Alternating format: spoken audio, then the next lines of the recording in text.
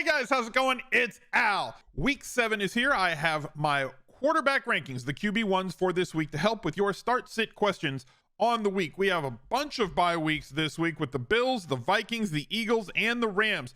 3.5 quarterbacks, because like Stafford has been on the cusp every single week, that have been in our top 12 quarterbacks pretty much every week this season. So we're going to see some shakeups. The back end of the QB1s this week are going to get a little bit rough, but you've got to survive through this week. I am 6-0 in the Scott Fish Bowl, which is a super flex league. You can play that second quarterback. It's essentially a 2 QB league. I have Josh Allen in that one. So I'm going to have to make a little bit of weight this week. I'm going to have to try and find a way to win a game to stay undefeated there. So I'm going to try and help you play through this very difficult week 7 bye. Let's go. He's a legend. The week 7 Smiz Gang Listener League is posted. It's 5,000 entries thick, and it is a $10 entry fee with 3 max only. There's absolutely no rake. It's the best tournament that exists on DraftKings, but you cannot find it if you go to the DraftKings lobby. You have to go through smizzle.tv/links. You'll find the link to the Listener League right in there, as well as the links to literally everything else I do. Every Thursday I come out with Best Buys. That link is in there. All of my other channels, those links are in there. Instagram, Twitch channel, if you wanted to catch the live streams, all of that is available in the link tree at smizzle.tv/links. Make sure that you get into it, because I will shout out the top 10 finishers on the recap video every Monday. The number 1 quarterback on my list this week is Lamar Jackson, due to the ability that he has both with his legs and his throwing prowess, let's say. Now, he has been without Rashad Bateman the last couple of weeks, and that has greatly decreased his efficiency through the air. Bateman really does add something to this offense, completing less than 60% of his passes the 2 weeks that he did not have Rashad Bateman, after 3 straight weeks of being above 62% completion rate, as well as throwing for multiple touchdowns, 3, 3, and 4, weeks 1, 2, and 3 with Bateman. The last 3 weeks, 2 of them without him, only 1 touchdown pass in those games. I'm expecting Bateman to be healthy this week, and the matchup against Cleveland is about as pure as we can get. They have given up so many yards to opposing running backs, so many rushing yards, and have been extremely inefficient at stopping the pass. So Lamar Jackson should absolutely feast this week. Just a tremendous floor with his rushing ability. Over 58 yards rushing in every week this season since week 1. So week 2 through week 6, over 58 yards rushing 2 times, getting you the rushing yards over 100 yards, averaging 27 fantasy points per game this year. Just a tremendous guy in the number 1 spot. At number 2, we have Patrick Mahomes. Now, we have not seen, and this is, look, we've seen Patrick Mahomes be very good, 25.5 fantasy points per game on the season, but like, we haven't seen the consistent ceiling efforts from him. He's had multiple touchdowns in the last 3 games and in 5 of 6 so far this year. So he's still very, very good, but 1 300-yard performance in the last 5 games. He has not had access to that ceiling. That's because of the inconsistent play of his wide receivers. He let us know before the season started that, like, Travis Kelce is going to be the guy, but if you're trying to pick that one wide receiver that the Chiefs are going to lean on, it's going to be different every single week. So we've seen that bounce from, like, Marquez Valdes-Scantling in week 5, and then he had an absolute donut in week 6, and it was Juju Smith-Schuster who finally came through after having a bunch of disappointing weeks because he was dropping balls and not getting, so he breaks a couple tackles and has over 100 yards and a touchdown in week 6. This is what they are. They are a piece it together, spit and bubblegum wide receiver room right now, and while Patrick Mahomes is amazing, and he's clearly my number 2 on the week, it has triggered this thing where, like, Travis Kelce is the one reliable spot in the offense, and not having that other superstar wide receiver has kind of taken him down a little bit. Now, I know he's my number 2, right? But like, this is on a week where there's no Josh Allen, who would probably rank above him, no Jalen Hurts, who would probably rank above him this season, and then there's players behind him that may outscore him this week as well. But really high floor, always has a high ceiling because of the talent inherent in Patrick Mahomes's arm.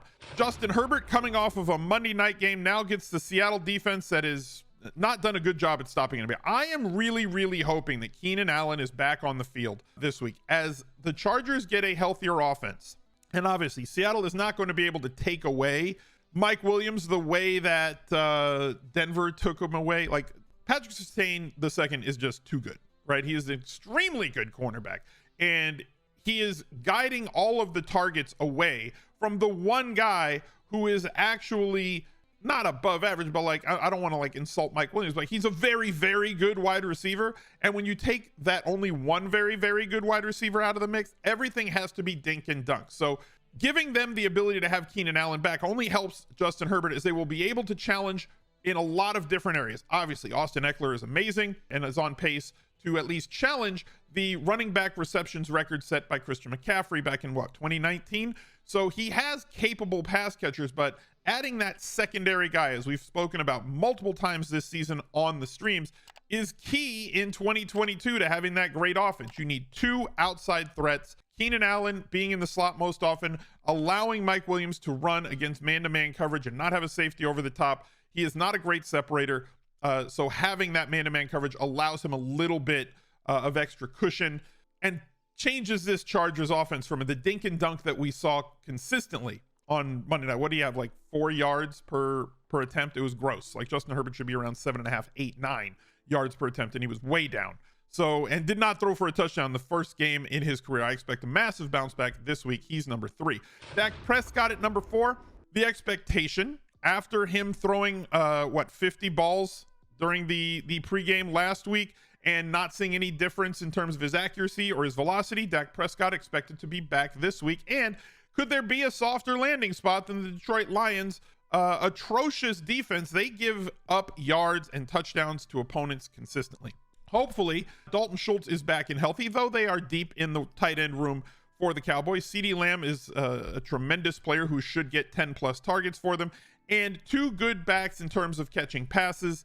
The return of Michael Gallup also helps here for Dak.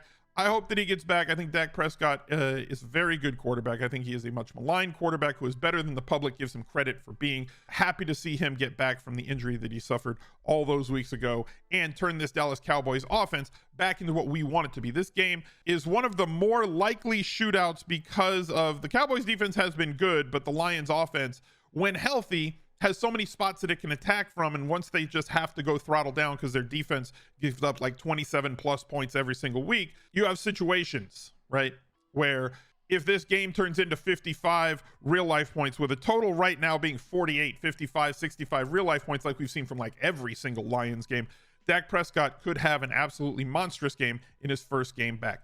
Tom Brady is slumping. Now, whether or not you think that Giselle is a witch and she has completely put a spell on him and hexed him into only having one game this season where he has thrown for multiple touchdowns, and that was in a game where Kansas City was playing by double digits ahead the entire game, and that was like the only time that Tom Brady threw for multiple touchdowns this year. 1-1-3-1-1-1 was his touchdown output so far this year. 300+ yards in one game. He is really having a down season. However, in his defense, all of his receivers are back now. We have Gage back running in the slot. We have Godwin back playing a full complement of snaps. There was a little bit of trepidation in week 6. Maybe he was going to play a lightened load. Maybe he wasn't going to run a full complement of routes or play a full complement of snaps. He's fully back. Mike Evans should be just fine, as he always is, pretty much a threat to score touchdowns. And they are 10-point favorites so far in this one against the Panthers defense. One of the highest team totals on the week at 25.5, pushing 26 at this point. Tom Brady is number 5. At number 6, Joe Burrow. Now, I had Joe Burrow behind. I want to put Joe Burrow ahead of Tom Brady, but I can't, because Atlanta has shortened possession so much with as run heavy as they are. And on the other side of that, as much as we want to believe that the Cincinnati Bengals are a pass-heavy, pass-first team with Joe Burrow and Jamar Chase and T. Higgins and everything else that they have at their disposal, they want to be a run-the-football team. Joe Mixon has such high usage, as well as tons of usage inside the 5 and inside the 10-yard line on the ground, that it kind of makes those 3-touchdown, 300-yard games like Joe Burrow posted last week in his return to New Orleans not out of reach, but they're going to be not as consistent as they were last season. Leading up to that 35-point fantasy output that he had in week 6, week 5, 18 points, week 4, 20 points, week 3, 23 points, week 2, 16.5 fantasy points. So Joe Burrow has been existing with two really big games, 26 fantasy points against Pittsburgh in week 1, 35 points in week 6. But everything that has lived within those two bookends has been pretty pedestrian, and for me keeps him below Tom Brady, even though Tom Brady has clearly had a spell put on him by Giselle. Kyler Murray gets it, like he loses one player in Marquise Brown, but he gains another all-pro player in DeAndre Hopkins. So this Cardinal offense will continue to operate the same way that the Cardinal offense has operated before. Unfortunately, losing that player takes away a premium wide receiver threat. Now, this Arizona Cardinals offense was going to run better with Hopkins on one side, Marquise Brown on the other, Rondale Moore in the slot, and Zach Ertz, who's been doing a tremendous job so far this season, manning the tight end spot. We have not seen massive days from Kyler Murray, but he has kept us involved with his legs, averaging 20.8 fantasy points. Expect a good day from Kyler, but he's going to have to really show us something, because it comes down to efficiency, and efficiency for quarterbacks is defined by touchdowns. 0 touchdowns last week, 1 touchdown against Philadelphia, but that's Philadelphia. 2 touchdowns against Carolina, none against the Rams, and 1 against Las Vegas. We need Kyler Murray to produce more with his arm, because they are not running him as much as they had in the past. Though he is coming off of a 10 rush attempt, 100-yard game, he had not run for more than 42 yards in any other game this season. So if he's not going to be producing that solid floor with rushing yards, we're going to have to see more efficiency through the air. Hopefully DeAndre Hopkins can bring that. I was really looking forward to seeing this offense at complete full strength, but unfortunately the football gods were not on board with that. Take a second and be a part of our fundraiser that's going on this season. No Kid Hungry, providing school breakfasts and lunches, as well as at-home care to food insecure kids across the country. We have raised just over $27,000 thus far. That ticker down below me will show that all throughout the football season. This fundraiser will go until December 31st. Every donation is 100% tax deductible and goes through smizzle.tv/charity, where Tiltify will handle everything for you. The donation, they'll send you an email for all of the tax paperwork that you're going to need so that you can utilize that as you will. Every single dollar helps. And once we get to $30,000, that will trigger the next match from me. Every single $10,000 that the community raises, I will match $10,000 up to $50,000, giving us hopefully that grand total of $100,000 raised between the Smizz Gang community, that's you, and myself. So let's make a difference today. Every dollar helps. Be a part of something bigger than yourself. Derek Carr is my number 8 quarterback on the list this week. The Las Vegas hurler is throwing against the Houston Texans defense. Now, like I said, the back end of this is going to get hairy.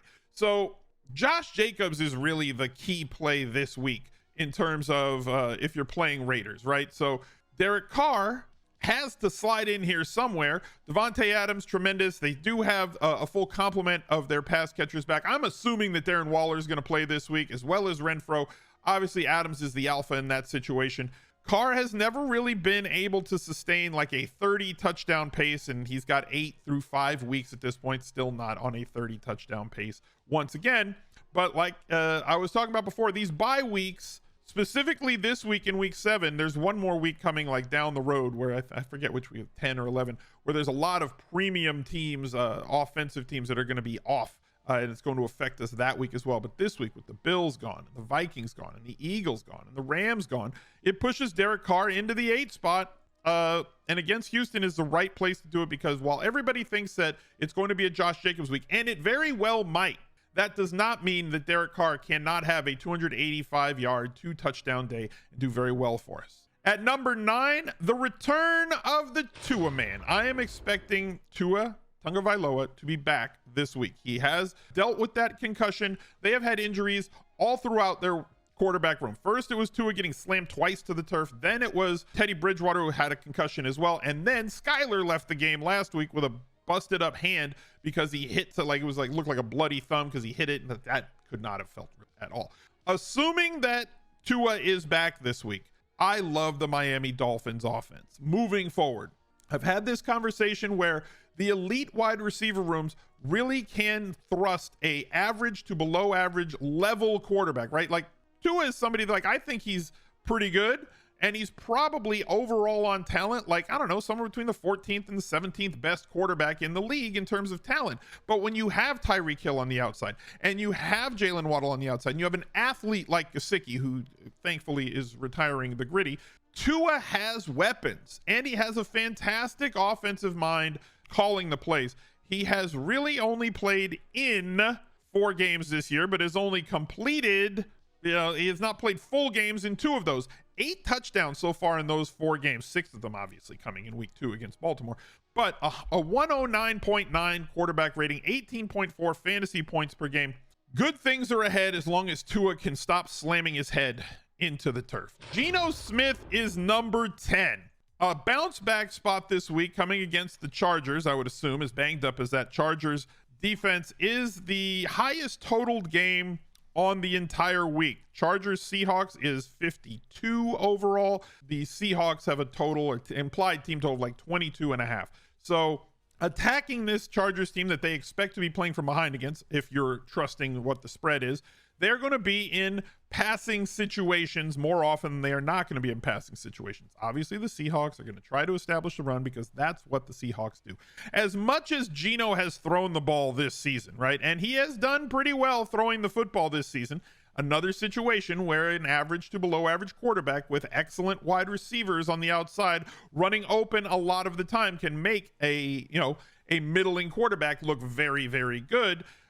He has 3 of his last 4 games above 22.9 fantasy points, averaging 19.8 on the season. 2 of his last 3 games, he's had 48 and 49 rushing yards. The fact that they're willing to run Geno a little bit more, or he's just willing to run when things break down a little bit more, I'm not buying that that's totally sustainable. Like, that's a part of the model with Geno moving forward. But like, what if it sustains? We have a much higher floor with the ceiling of having a Tyler Lockett and DK Metcalf on the outside. The Chargers defense looked really good on Monday Night Football, but like, everybody's looked really good against the Denver Broncos. So this is a spot where, as injured as that Chargers team is on both sides of the ball, and in that weather controlled situation, the fast track over at SoFi, Geno Smith could have himself a really, really solid day in this spot. And it's shocking me, just because of the reality of what everything is that I have Geno Smith at 10 and I have Aaron Rodgers at 11. I've mentioned multiple times this video how great wide receivers can take middling quarterbacks and turn them into really good fantasy quarterback. They can have really good stats when you have great wide receivers who run open all the time. The opposite side of that is the Green Bay Packers, who have not a great wide receiver room once you took Devontae Adams out of that. And while Aaron Rodgers has still been efficient, throwing for 9 touchdowns with only 3 interceptions, he's only averaging 14.5 fantasy points per game this season. Now, he does get the Washington defense here, and he could have a good game because he's Aaron Rodgers. He does have multiple touchdowns in 4 of the 6 that Green Bay has played this year, but his highest passing yard total has been 255 yards in week 3 against Tampa Bay, 251 against New England. This is not the same Packers offense that it was in previous years. He does not have that number 1 guy that he can always just throw the ball to. There's a major difference when you're throwing to Devontae Adams and then guys, as opposed to Allen Lazard, who is not a great separator, Romeo Doubs, who is a rookie, and Christian Watson, who has been out for half of the games this season.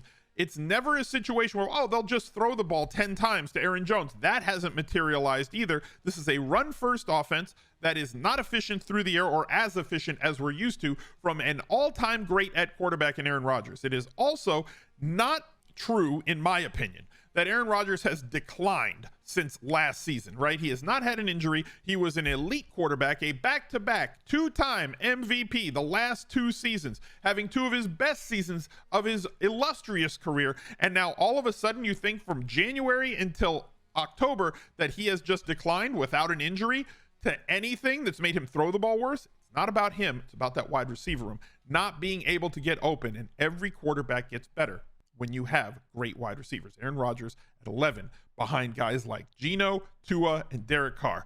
Life has really come at me fast.